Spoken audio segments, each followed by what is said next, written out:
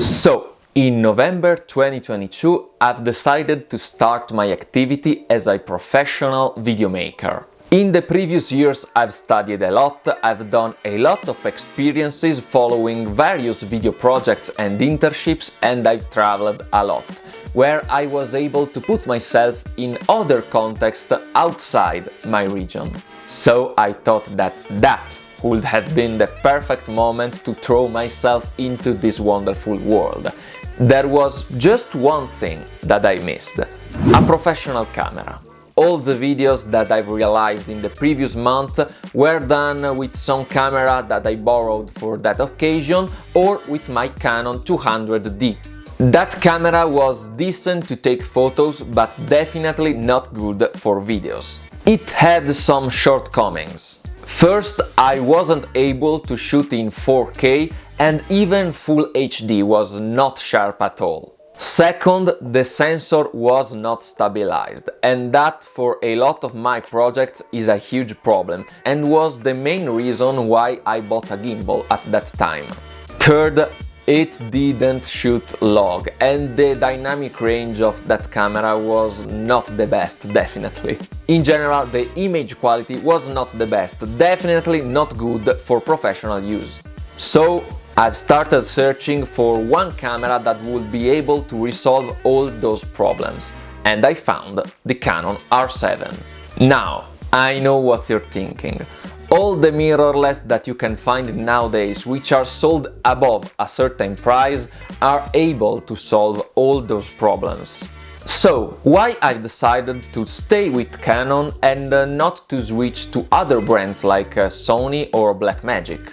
The answer is very simple. I've collected through the years a decent amount of EF lenses. And with the right adapter, people can connect EF lenses to RF mount cameras without having to give up on the autofocus. And believe me that Canon's top quality EF lenses are still great glasses.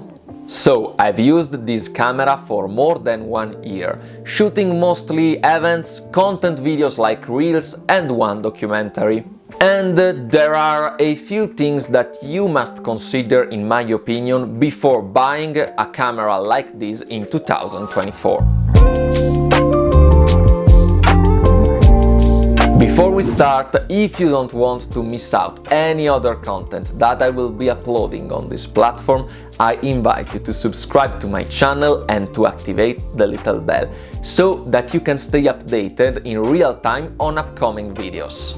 As you can probably understand from my accent, I am not a native English speaker, so I apologize in advance if in speaking I make some minor grammatical or pronunciation errors. Please let me know in the comment section if something that I will say is not clear, so that I can explain it to you.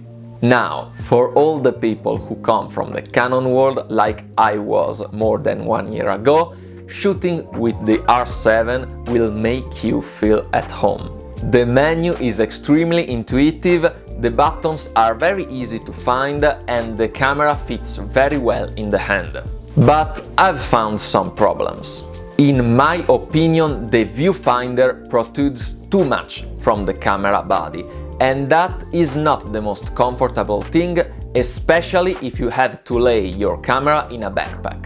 But the worst thing, in my opinion, that unites all the Canon cameras is the screen, that can't be flipped up like in other cameras.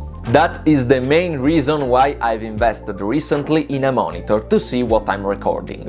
Speaking about ergonomics, the camera feels a little bit small when shooting freehand. Anyway, I've resolved this problem by rigging up this camera with a cage and a handle. I know that for a lot of you a small camera would be perfect, but when I'm recording, especially when I'm recording freehand, I need a camera that has some bulk and some weight to stabilize well my clips. However, while it is a camera with a crop sensor, it's not excessively smaller than other Canon R cameras. I personally love Canon cameras' images. Both in photo and videos, the colors and the images in general look great. The clips you can take with this kind of cameras are really great. Sometimes you just need to add a lot to the clip and to adjust a little bit the exposure and the contrast to have a very great image. However, this is a subjective point. You can like or dislike this kind of colors and images.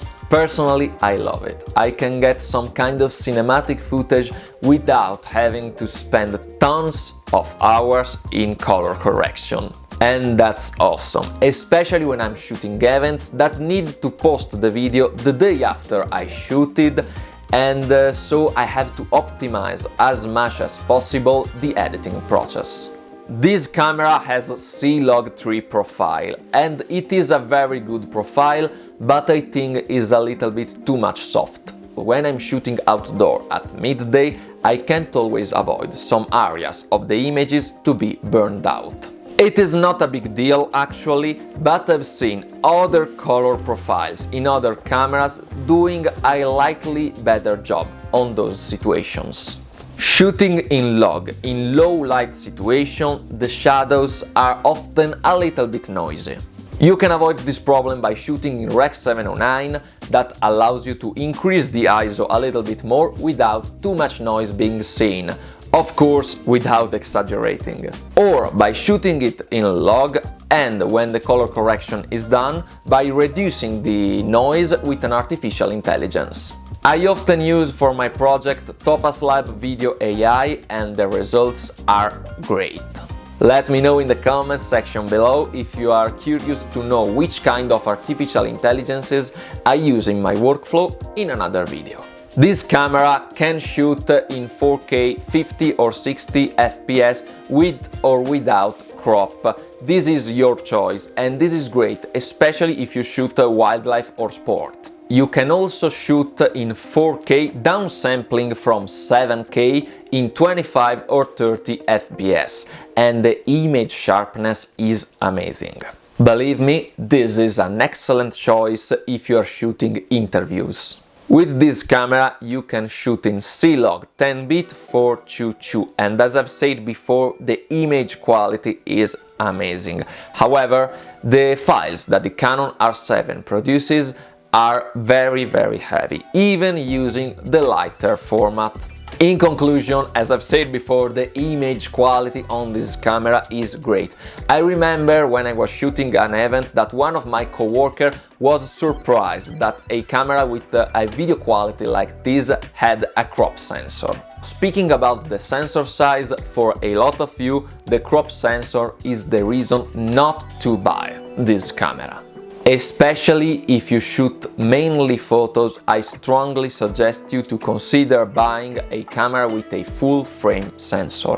For a lot of reasons, for example the background blur, with which you should not go overboard in video, but which can be employed in a much more extreme way in photos, or to shoot in low light situations, even if, as I've said before, AI can really help you in these cases. I don't mean that with crop sensors you cannot take good pictures. Indeed, with this camera I was able to take a lot of pictures that me and my clients really enjoyed. I just mean that if you are mainly a photographer and not a video maker, you should consider buying a full-frame camera like the Canon R8, for example, which is even cheaper than the Canon R7. If you are a video maker like me that shoots sometimes even photos, then a camera like this is a great choice, in my opinion. There are tons of incredible video cameras that have crop sensor, for example like the C70 from Canon or the Sony FX30. In those cases, I think that it is an aesthetic choice more than an economic one. I haven't had any problem with this camera related to the sensor side. What a lot of Canon users complain about the new Canon APS-C line of cameras is the lack of APS-C RF lenses. I've always had full frame lenses for this camera, like for example the 16-35 or the 70-200, because in the moment in which I will borrow or buy another camera, maybe with a full frame sensor, I will not be forced to buy more lenses. The same applies in the case we want to use a speed booster on this camera, to have that full frame look even using a crop sensor. Speaking about lenses, the lens choice is good. The RF line of Canon lenses has a lot of great glasses. For example, the 28-70 f2 or the 24-105 f2.8. The only problem with this kind of lenses is that they are too much expensive. You can avoid it by using EF lenses and adapt it with the Canon adapter that allows you to use even the autofocus. The only case in which I suggest you to consider buying an RF lens is if you are shooting sport, because in sport you will need the fastest autofocus possible, and RF lenses are more modern than EF lenses and the autofocus is likely better. I mean, the autofocus on this camera is really great, even with adapted EF Canon lenses. However, I don't know why, but if you are going to use third parts EF adapted lenses, like for example Sigma lenses or Tamron lenses, the autofocus will not be the best. By this I don't mean that it is unusable, but if you have the possibility to choose, I will strongly suggest you to use Canon EF lenses. You can set the autofocus to pick people, animals or cars. I shoot a lot of interviews and I've never had a problem with the autofocus by doing that. The in-body stabilization is really great, and you also have the possibility to add digital stabilization to your footage in camera. I actually never used digital stabilization on this camera because the in-body stabilization that it has is more than enough. This camera has 2 SD card slots, and the batteries that this camera needs are the same that you should use on R6 or R5, and they have a long life. It depends from camera to camera. In the R7, those batteries last a long time, a decent amount of time. However, if you go outside to shoot with this camera, it will be very wise to bring with you a pack of extra batteries for emergencies. A big shortcoming for this camera, speaking about video making, is the absence of an HDMI input, replaced with a micro HDMI input. A real shame for a camera with an enormous potential. This camera is very resistant. I've done a lot of outdoor videos the last year and I've never had a problem by shooting under the rain or under the snow. However, it is not completely waterproof, so be careful. In conclusion, I think that the Canon R7 in 2024 is still a great choice for all those video makers that shoots mainly events, outdoor videos or contents, like me. For some time I thought to replace this camera with the C70, also from Canon, but in the end I am extremely satisfied by this product and I think I will not replace it soon.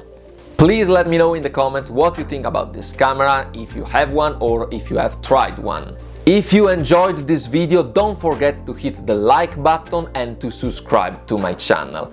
At this point, I just have to say goodbye. Ciao!